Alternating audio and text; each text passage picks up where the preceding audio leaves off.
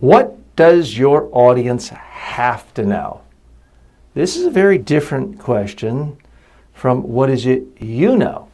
Anytime you have the ability to communicate with someone or some group, you could always tell people everything you know. That might work in a college classroom where people are taking notes and you're going to test them. It really doesn't work in almost any other aspect of communication.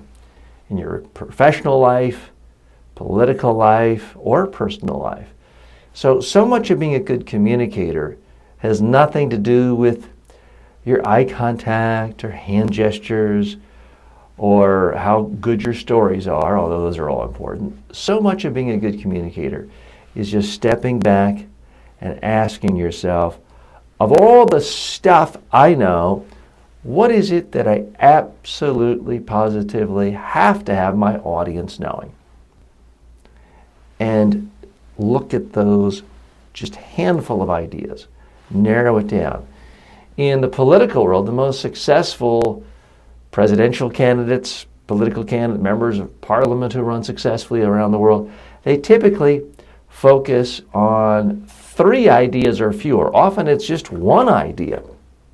Whereas losing candidates try to educate constituents and voters on every single policy they have, on every issue, every part of their background. When they join the Kiwanis Club, they overwhelm voters with way too many details, way too many messages. So whether you're running for president or prime minister, or you just want to have a conversation with a family member about household chores, my recommendation is narrow the focus. Eliminate messages that your audience, whether it's one person or a large group, doesn't have to know.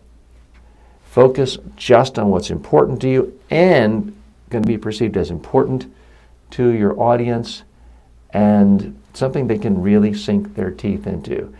If you eliminate all the other fluff and focus on just these few points, now you'll have the time to give examples, tell a story, ask a question, listen to them. But you won't have time for any of that if you're just trying to tell people everything you know.